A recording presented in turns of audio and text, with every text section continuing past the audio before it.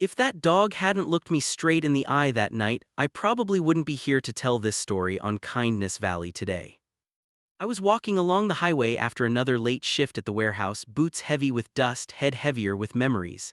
6 months earlier, I'd buried my wife Ella, and ever since, every day had felt the same: gray, silent, pointless. I worked, I walked home, I lay on the couch staring at the ceiling. That was my life.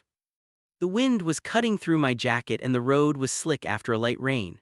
Out of nowhere, a black SUV tore past me, close enough that I felt the gust punch against my chest. Its tires plowed through a muddy puddle, sending a spray of freezing brown water all over me. My boots filled with icy slush, my jacket was splattered up to my shoulders. I didn't even swear, I just wiped my face with my sleeve and kept walking. One more bad thing, one less good thing, it all blended together now. Then, a few dozen meters ahead, the SUV braked hard and pulled onto the shoulder. I barely paid attention at first. People stopped on that stretch all the time. But then the driver's door opened and a woman in a sharp business suit stepped out, heels clicking on the gravel. What she did next made me stop mid-step. She opened the back door and yanked out a large golden dog by a frayed collar. The dog stumbled, almost falling on the asphalt, then tried desperately to jump back into the car. The woman slapped her hard across the muzzle and shoved her away from the door. "Get out," she snapped, as if the dog could understand human words. Then she went to the trunk, pulled out an old cardboard box and carelessly flipped it over onto the damp grass. Two tiny golden puppies spilled out, tumbling onto their bellies. They started whining immediately, thin little sounds, trying to crawl toward the only warmth they knew. The mother dog bolted to them, nudging their small bodies, sniffing them as if counting. 1, 2. Her tail was tucked so far under that it almost disappeared. The woman tossed the empty box into the bushes, slammed the car doors, got back behind the wheel and drove off with a roar, taillights disappearing into the night. I stood there soaked and tired, watching all this from a distance. And then I did what I had been doing with most things in my life lately. I turned away and kept walking. I told myself I had my own problems. I told myself I couldn't save every broken thing in this world. Cruelty, injustice, it was all around, and I'd stopped being surprised a long time ago. I managed maybe 10 steps.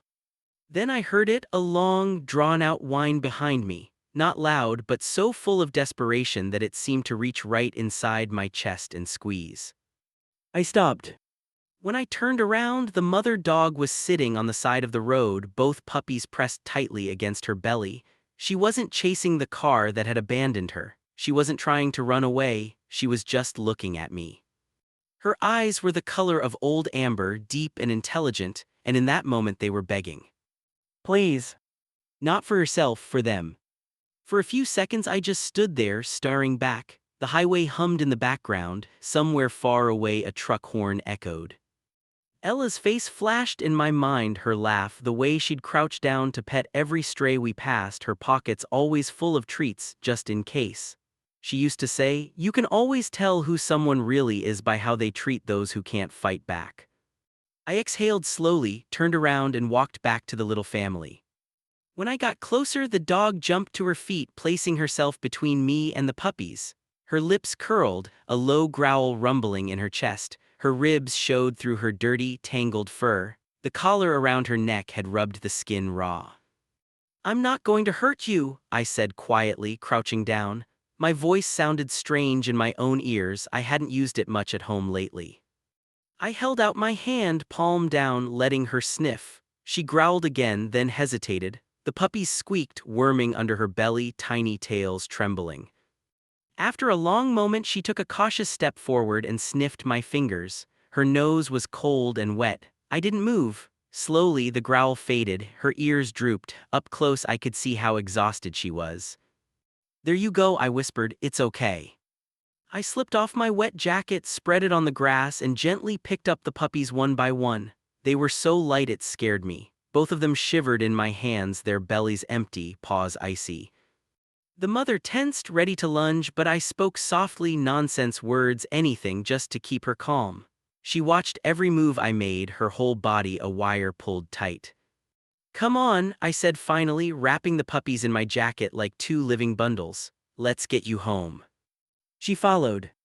The walk took about 20 minutes. The whole way, she stayed right at my side, eyes never leaving the moving lump of jacket in my arms. Every time one of the puppies let out a little whimper, her ears shot up and she pressed closer to me as if ready to snatch them back and run. My house was small and old like everything else in my life, but that night when I opened the door and stepped into the dim living room, it felt less empty. I laid my wet jacket on the floor and unwrapped the puppies. They huddled together instantly, little bodies still shaking. The mother dog rushed over, sniffed them thoroughly, then licked their faces one by one as if reassuring herself that they were really here, really safe. She lifted her head and looked at me again, that same searching, wary gaze. "I don't have much," I told her, "but I'll share what I've got." The fridge was almost bare, half a boiled chicken, some bread, a few eggs. I shredded all the chicken into a bowl, added some warm water and set it on the floor. She approached as if it were a trap, then the smell hit her. She lowered her head and began to eat like she hadn't tasted food in days. Maybe she hadn't. The puppies tried to clamber under her to nurse while she gulped down every last piece. Only after she'd licked the bowl clean did she lie down and let them latch onto her belly. Their little squeals softened into satisfied grunts. I sat on the floor beside them, my back against the wall, watching. The house, which had been so quiet for months, was suddenly full of small sounds, licking, snuffling, tiny paws tapping on the wood. For the first time since Ella died, the silence didn't feel suffocating. By evening, the mother dog allowed me to stroke her head without flinching. When I tried to gently pick up a puppy, she only watched, tense but trusting enough to let me examine them. The next morning, a thin whimper woke me. I stumbled into the kitchen and immediately saw what was wrong. One of the puppies lay a little apart from the others, limp and barely moving. When I picked him up, his tiny body burned in my palms. He was panting, eyes half closed, too weak to cry properly. The other puppy was wiggling and nursing, full of life. This one looked like he was already halfway gone. The mother licked him anxiously, nudging him, but he barely reacted. Panic snapped me fully awake. I grabbed my phone and searched for the closest vet clinic. 30 minutes later, I was in a plastic chair under harsh fluorescent lights, the sick puppy wrapped in a towel against my chest. The vet was an older man with tired eyes. He examined the puppy quickly, then met my gaze. "Severe infection," he said. "He needs antibiotics, fluids, anti-inflammatory meds, and he needs them now. If we don't start treatment tonight..." He didn't finish the sentence. He didn't have to. He told me the cost. It was everything I had left until my next paycheck in 10 days. Rent, food, gas, all of it would have to wait. I looked down at the tiny creature in my hands, skin too hot, breaths too shallow. I thought of the way the mother had looked at me on the side of the road. "Do it," I said, my voice shook. "Whatever he needs." The vet nodded, gave him an injection, started a tiny IV line, handed me pills and pre-filled syringes, and explained the schedule. Every 6 hours, no missed doses. The first day would decide everything. When I walked back into my house, broke but determined, the mother dog rushed to me instantly, sniffing my hands, then the towel. She licked the puppy's face frantically as I set him down beside his sibling. Then she curled her body protectively around them both. Those next few days felt longer than the 6 months I'd just lived through. Every 6 hours, alarm blaring in the dark, I woke up, shuffled to the kitchen, and coaxed life back into that little body with medicine and hope. The mother stayed pressed to them constantly, only standing when I put down food. On the second day, the puppy blinked his eyes fully open for the first time.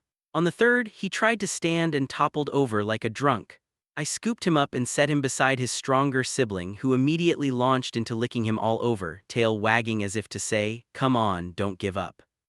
By the end of the week, their differences had almost disappeared. Both pups were demanding, loud, endlessly hungry. The sick one especially seemed determined to make up for lost time. It was then that I realized they needed names. The mother's eyes had haunted me since that first night, deep, amber pools of feeling, so I called her Amber. The little boy who'd almost died wouldn't stop chasing anything that moved, tails, shadows, my shoelaces. I named him Chase. The girl pup was noisy in the funniest way. She squealed when she was happy, whined when she was bored, made strange little trilling sounds when she played. Piper suited her perfectly. The first time I said their names out loud, alone in the living room, I felt ridiculous, but Amber lifted her head when I said hers. A few days later, the puppies started to respond too. I found myself talking to them more and more, telling them about the idiots at work, complaining about my boss, remembering stories about Ella. The house stopped feeling like a museum to a life that had ended and started feeling occupied. Of course, not everyone appreciated my new roommates. One night, around 3 in the morning, the pups woke up scared and started crying. Amber barked in response, loud and sharp in the quiet street. 5 minutes later, someone pounded on my front door. I opened it to see my elderly neighbor, hair and rollers, face twisted in fury. "Get rid of those dogs or I'll call animal control," she screamed. "I won't listen to that all night." She slammed the door so hard my windows rattled. I went back to the living room. Amber was standing over the pups, ears pinned back as if she knew the trouble she'd caused. I spent the rest of the night on the floor calming them, teaching Amber that barking indoors was okay. She learned fast. The next time they got scared, she only growled softly, pressing her nose into their fur. The neighbor came back once more, ready to rage, but the house was silent. After that, she just glared at me from her yard and muttered. Weeks passed and slowly I changed too. I couldn't just collapse on the couch after work anymore. 4 eager faces greeted me at the door. I had to buy dog food, schedule walks, find old tennis balls in the closet. I started going to the park instead of going straight to bed. I walked more, I breathed more. And every now and then, I caught myself smiling. About 3 weeks after I'd found them, I came home one evening to find Chase and Piper obsessed with something in the corner of the living room. They were jumping at the wall, yapping, chasing strange little spots of light that danced up and down. I followed their gaze to the old floor lamp in the corner. The light was flickering badly, flaring bright, then almost dying, over and over. The outlet it was plugged into felt warm when I touched it. The wall around it was yellowed and slightly warped. The wiring in that house was ancient, from the 70s, probably never properly updated. I'd noticed little things before, but like everything else, I'd ignored them. This time, because 2 dumb puppies thought a dying bulb was a game, I paid attention. I went down to the basement, flipped the breaker, came back up with a screwdriver and opened the outlet. Inside, the metal was blackened, one screw barely holding the wire. I cleaned the soot, tightened every connection, double-checked everything, then turned the power back on. The lamp shone steady and bright, no more flickering. "Good catch," I told the pups. Amber sat nearby, watching with calm eyes as if she knew something I didn't.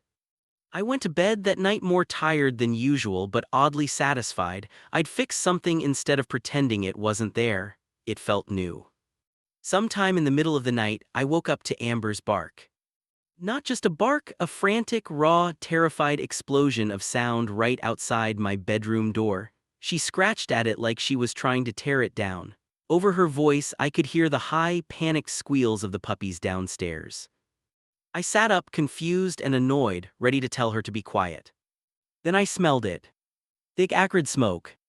The air in my bedroom was hazy, my throat burning with every breath. I bolted out of bed and yanked the door open. Amber shot past me, racing down the stairs, barking nonstop. I followed, half-blind, stumbling in the dark. The living room was worse. Smoke rolled across the ceiling like a dark ocean. It was pouring out from behind the big, heavy cabinet against the far wall, nowhere near the outlet I'd fixed. Heart hammering, I shoved the cabinet with everything I had. It scraped across the floor, revealing the horror behind it. The old wooden wall was on fire. Flames licked upward, orange and furious, eating through dry wood and old wallpaper. The heat hit me like opening an oven door. The puppies shrieked from the far corner, huddled together. Before I could move, Amber sprinted to them, putting her body between the flames and her bobbies. She stood like a shield, eyes wide, but she didn't run. I grabbed the fire extinguisher that had hung in my kitchen since Ella convinced me to buy it years ago. My hands shook so badly I almost dropped it, but I ripped off the safety pin and aimed at the fire. The white foam shot out in a heavy stream, coating the burning wall. The flames hissed, died, flared back up somewhere else. I emptied the entire extinguisher, squeezing the handle until nothing more came out. Finally, the fire surrendered, shrinking into smoking black ruins. The wall was charred through, a dark, ugly wound in my small living room. The smell of burnt wood and plastic was everywhere. I dropped to my knees, coughing so hard I could barely see. Amber left the puppies and ran to me, nudging my shoulder with her nose, whining in a low, trembling sound. The pups, still shaking with fear, clambered onto my lap, tiny claws digging into my skin. I wrapped my arms around Amber's neck and pulled her close. If she hadn't woken me, the smoke would have filled my bedroom in minutes. I would have never opened my eyes again. The fire would have eaten through the walls, the floor, everything. Instead, we were all still here, scared, shaking, but alive. We spent the rest of the night on the front porch. I sat on the cold steps, clutching all 3 dogs against me, gulping in the clean, freezing air, watching the sky slowly turn from black to gray to pale blue. In the morning, I borrowed money from a coworker and called an electrician. He spent the entire day ripping out old wires and replacing them. It cost more than I wanted to know. I paid him anyway. After that, life settled into a new rhythm. I cut back on everything for myself, no takeout, no treats, nothing extra, but the dogs always had enough. Chase and Piper grew fast, legs too long for their bodies, ears sometimes flopping comically. Amber's coat turned sleek and glossy. She no longer flinched at loud noises, no longer watched the door like someone might come back to take her away. And me, the heavy weight I'd been carrying since Ella's funeral didn't vanish overnight. Grief doesn't work like that, but it got lighter, little by little, walk by walk, wag by wag. One crisp Saturday morning in November, the sun finally broke through days of clouds. I took Amber, Chase, and Piper to the park. Amber walked beside me without a leash glued to my side. The pups ran ahead, chasing leaves and birds that were much too fast for them. I threw an old tennis ball. Chase bolted after it, legs a blur, but Piper cut him off at the last second, snatched the ball and trotted back to me, her head high, tail wagging like crazy. Chase barked in protest, then chased her in circles. Amber lay down in the grass next to the bench where I sat, turning her side to the sun. She sighed, a deep, contented sound. I ran my fingers through her fur. For the first time in months, I realized my chest didn't feel so tight. I watched the pups race across the grass, tumbling over each other, looking back every few seconds to make sure I was still there. They needed me, and I finally understood I needed them too. When the sun started to sink and the sky turned orange, we headed home. Amber at my side, Chase and Piper bounding ahead, sometimes doubling back if I slowed down. I wasn't just walking back to a house anymore. I was walking home to a place where someone was waiting, where 4 hearts beat faster when I opened the door. This is the kind of miracle that can start on an ordinary road on an ordinary night, with a dog dumped by someone who didn't care, and saved by someone who almost walked away. You've been listening to this story on Kindness Valley. If it touched your heart, share it with someone who needs a reminder that kindness can change more than one life at a time.